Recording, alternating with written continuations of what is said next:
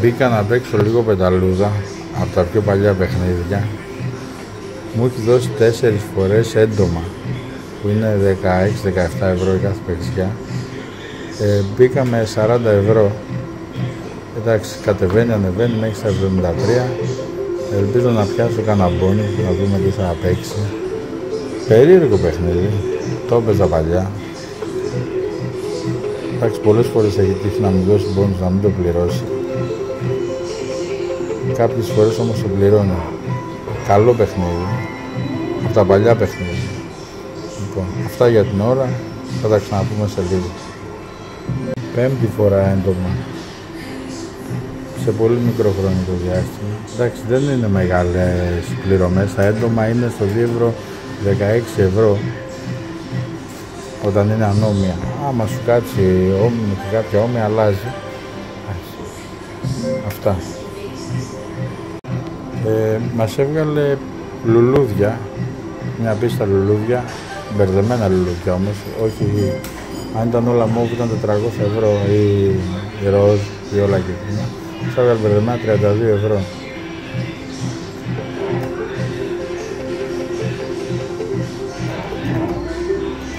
Παίζει πάντως, μπήκαμε 40 ευρώ μέχρι στα 93 και δίνει παίξιες.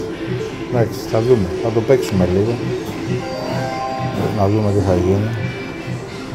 Έβαλε σε μπόνους, μας έδωσε 8 παιχνίδια επί 3. Τώρα θα δείξει, εδώ το κάθε πάτημα το πληρώνεις, δηλαδή είναι 2 ευρώ και δεν θα σου δώσει είναι πληρωμένο το κάθε πάτημα το μπόνους, αλλά και καλά έχεις πολλές πιθανότητες να σε πληρώσει. Θα δούμε τώρα, μακάρι να μας δώσει μια καλή. Κούφια η πρώτη. Άρε φίλε. Λοιπόν, έδωσε 6 ευρώ. Μέχρι στιγμής έχουμε πατήσει τα 4. Πάλι τα πούλησε τα ζουζούνια. Τώρα θέλουμε μια ζουζούνια, αλλά δεν μας τη δίνει. Για να μας ξαναγυρίσει τον μπόνους. Τίποτα.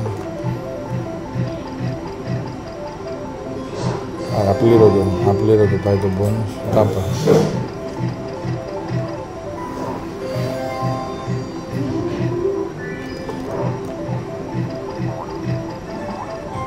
Τίποτε, 15 ευρώ μας δώσει.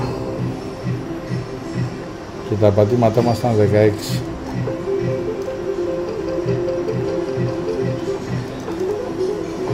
Ενώ μας έδωσε πριν αρκετές φορές ζουζούνια και μια φορά λουλούδια.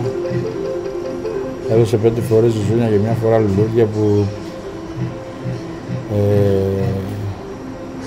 ήταν κοντά στα 120 ευρώ όλα αυτά μαζί. Αλλά ουσιαστικά μας τα κατέβασε πάλι κάτω, μας τα έφαγε και τον πόνους δεν μας το πλήρωσε.